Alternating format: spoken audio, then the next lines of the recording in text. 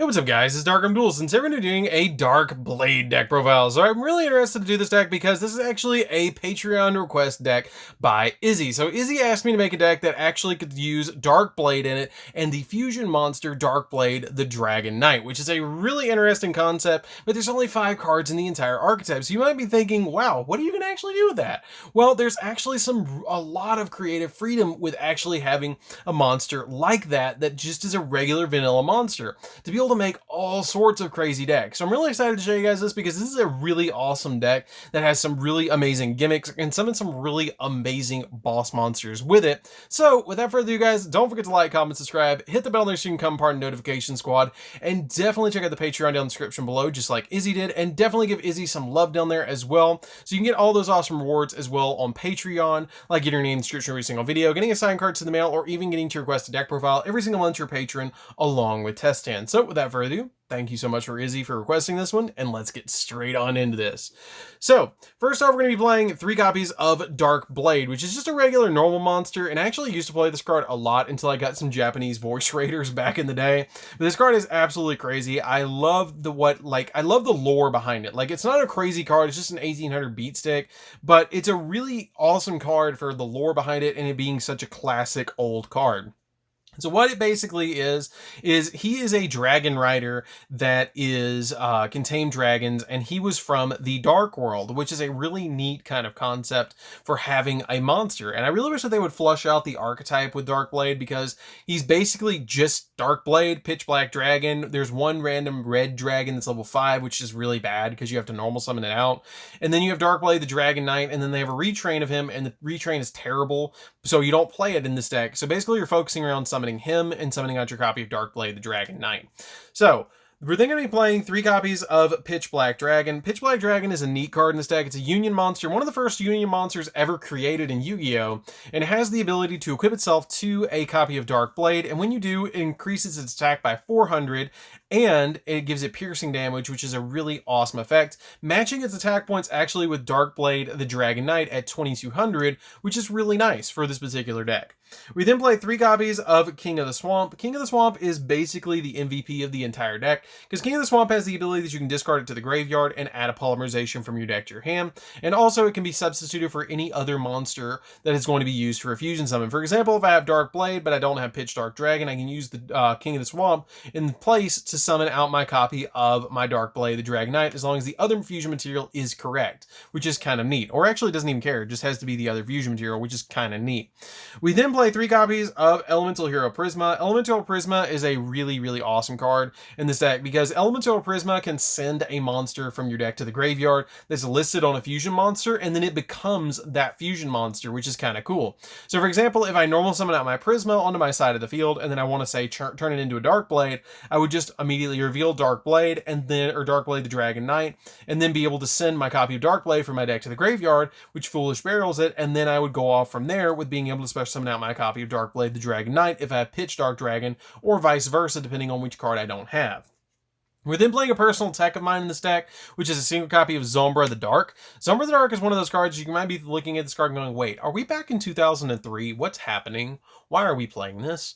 Well, first off, it's a 2100 beat stick that has a really interesting concept that every time it destroys a monster by battle, it loses 200 attack points. So it's not a terrible normal summon because it's a 2200 beat stick, and it's one of the more powerful normal summons in the deck, but it actually lets us summon one of the craziest boss monsters ever in Yu-Gi-Oh! And if you guys are not veteran players, and you're new to Yu-Gi-Oh! You might not recognize this card because it's super old, but it's actually called Last Warrior from Another Planet.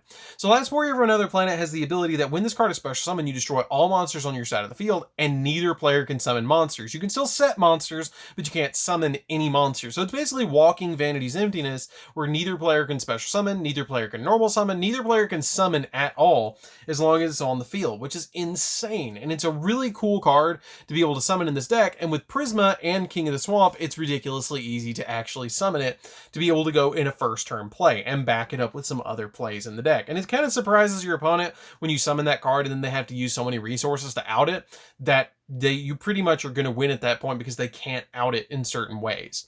We're either going to be playing a single copy of Blackluster Soldier because Izzy's favorite card, one of Izzy's favorite cards, is actually Dragon Master Knight, which is what's really cool about this deck. You can actually summon this card really, really easy. I thought it was a really cool tech, which is what I was talking about, the creative freedom with this deck. Like, there's so many different fusion monsters that you can throw into this deck with this small engine with the King of the Swamp and the Elemental Prisma, that you can basically summon anything you want. And so I wanted to summon the two most powerful ones that I considered, which was Dragon Master Knight and the copy of Zombra the Dark, which are really amazing cards to actually summon or Last Warrior from Another Planet and your copy of your Dragon Master Knight. I thought that was a really cool concept for the deck. We're thinking of playing two Tokages to help us out with rank 4 plays, because when you normal summon a level 4 monster, you can special summon this card out behind it to almost go for Utopia Double, which is another really good boss monster from this deck. 3 copies of Goblinberg, because it also helps you with rank 4s. When it's normal summon, you can change it to defense, and then special summon a level 4 or lower monster from your hand in defense as well, or onto your side of the field, which is really cool just to be able to get you that additional special summon to your side of the field. And then 3 copies of Ash, just to stop your opponent from doing shenanigans against you. It just helps the deck a little bit more. So that's it for the monsters, guys. Let's get into the spells. So for the spells, we're going to be playing a single copy of Double or Nothing. The Double or Nothing is here for the Utopia Double, just to help you OTK your opponent. Rhoda, because pretty much the majority of stuff you're playing that are key combo pieces, except for King of the Swamp, are actually warrior monsters, so it can search Darkblade, it can search your copies of your Prisma. And speaking of searching Prisma, we're actually playing double E-Call. E-Call is really helpful for this deck to be able to search your copy of Prisma from your deck to your hand to be able to go in for additional plays. 3 copies of Polymerization, because you have to use Polymerization to be able to go in for all sorts of crazy plays, to be able to go into fusion plays.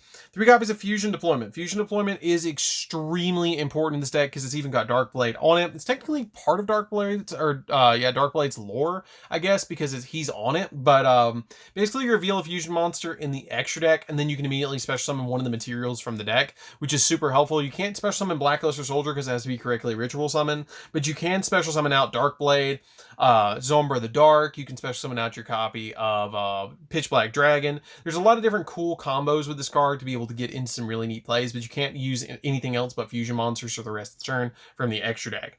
We then play 3 copies of Unexpected Die, because Unexpected Die gets out our copy of our Darkblade from the deck and basically turns it into a Cyber Dragon. And then we play 3 copies of Allure of Darkness, because we play a lot of darks in the deck and helps us draw into our combo pieces, so this card is very, very helpful for this build. So that's it for the spells, guys. Let's get into the traps. So for the traps, we're going to be playing a single copy of Necrofusion and then 3 copies of Judgment. The Judgments are actually here for the Last Warrior from Another Planet. And basically what they're here for is when you summon out your copy of Last Warrior from Another Planet, you're going to need to protect it a little bit. And so the Judgments actually help protect it from being destroyed by card effects and your opponent outing it. Because if you draw into the Last Warrior from Another Planet, or you can summon it out to your side of the field, and you have Judgment set, your opponent's going to have a really tough time dealing with it. And the Necrofusion is just to get you additional fusion plays as well. So Necrofusion is really helpful just as one of in the deck, because sometimes you'll need it and sometimes you won't. But usually if you go into one fusion play, this card basically guarantees you an additional fusion play in the deck. So that's it for the main deck, guys. Let's get into the extra deck. So for the extra deck, we're going to be playing 2 copies of Darkblade the Dragon Knight. So Darkblade the Dragon Knight is a 2-of to me. Basically what this card does is it takes Darkblade and Pitch Black Dragon to summon it. And what it does is each time this card inflicts battle damage to your opponent has to banish 3 cards that are monster cards, up to 3 from their graveyard, which is pretty neat to be able to deal with a lot of stuff, because basically today's meta deals with a lot in the graveyard. So this card can really take your opponent off guard, especially being a 2200 beat stick is still pretty good. You don't want to leave it on field first turn, but sometimes you will have fields that you'll have to. But at the same time, it's just an overall really decent card. We then play a single copy of Last Warrior from Another Planet. This card is the craziest card in the deck. Basically makes it so neither player can summon. It destroys all monsters on your side of the field when it's summoned, which is a little bit unfortunate, but it's still can go off with some insane plays. And it also has the ability that you can still set monsters, but you can't flip summon, you can't special summon, and you can't normal summon either. So this card is really, really insane. We then play a single copy of Dragon Master Knight. Dragon Master Knight is here because it's a big beat stick, and for every dragon monster that's face up on the field that you control, it gains 500 attack, which is pretty good, because Pitch Black Dragon is a dragon monster, and they can get up pretty big, but it's just overall just a nostalgic card that I thought would be really fun to play in this deck. 1 copy of First of the Dragons. First of the Dragons is one of those cards that if you draw double Darkblade and a Polymerization, you can use them both to go into this card, and your opponent's going to have a really tough time actually dealing with this, because the only way, you can only control one of it, and it can't be destroyed by battle except for a normal monster, and it's unaffected by every other monster's effect as well. So your opponent's going to have a really tough time actually outing this card. So this card's really nice to actually summon to your side of the field. One copy of a Skirt Owl. A Skirt Owl basically is here because this card cannot be special summoned except by fusion summon, but it's basically here for polymerization and necrofusion to be able to summon to your side of the field with your copy of Prisma, because it just takes an elemental hero and a dark monster, which you play plenty of dark monsters in the deck, so this card's kind of neat to summon to your side of the field. One copy of Ab-Zero, because you can actually summon Ab-Zero, which is kind of weird. Ab-Zero, basically what it does in here is it destroys all monsters if it leaves the field, and using a copy of a water monster, which is going to be your copy of your King of the Swamp, and a copy of Prisma, you can easily summon this to your side of the field. One copy of Utopia the Lightning, because if you draw into double or nothing, you're going to need a backup play, and being able to summon this card to your side of the field is really easy to be able to summon it on top of a copy of Utopia. Utopia, because Utopia is really good in the deck, and it's a key combo card, one of your XZ monsters. Utopia double, because it helps you OTK your opponent, so you summon Utopia double, detach a material from it, summon Utopia on top of it at 5,000, search double or nothing from the deck, swing at your opponent with the Utopia, detach a material, and then drop double or nothing for 10k attack. And if you do draw into the copy of double or nothing, then you can always overlay for Utopia. The Lightning, which is going to be also really helpful. One Exciton Knight just to blow board. One copy of Boral Sword because it can help you OTK. One copy of Unicorn because Unicorn spin stuff. Phoenix because it pops spells or traps. And one copy of Anaconda because it gets you your copy of your fusion cards from your deck as quickly as possible. So that's pretty much it for the deck. It's very simplistic. You can change out if you don't want to play the links. You can actually change them out for other rank 4s, which I will mention probably in the test hands. You don't summon them all that often, so you can change them out a little bit. You don't have to play the Anaconda. You don't have to play the Boral Sword if you don't want to. If you want to play like a Baguska and a copy of Abyss Dweller, you can go that route instead to be able to get you a little bit more defensive plays. It is an option for you guys, but I just played this because I wanted to be able to spin and pop spells or traps. You can play Tornado Dragon if you want to instead. So that's pretty much it for this deck, guys. Don't forget to like, comment, subscribe. Definitely tell what you think of this deck down in the comments down below. It's a very insane deck to be able to play with, and it's super fun to play with as well because of how cool and nostalgic it is to actually summon Dark Blade. Is just really amazing to me because it's super cool and super fun to be able to summon it to your side of the field and be able to go in for some insane plays. So anyways, guys, this is Dark Arm Duels. Don't forget to like, comment, subscribe, hit the bell and become part of the notification squad, and definitely show Izzy some love down in the comments down below. And thank you for requesting this one, Izzy. This one like hit me right in the feels because this deck is awesome and it's like one of my favorite cards from when I was younger. Like I love Dark Blade as well. Like I think this card is so cool and so fun to play with, and every time I summon it to the field, I feel like I'm like back in 2003, 2004. So it was just as much fun for me to build this deck as it was for you to actually like build and have the deck to be able to play with on Wygo Pro and stuff like that. So anyways, guys, we'll see you guys in the next video. See you later, guys.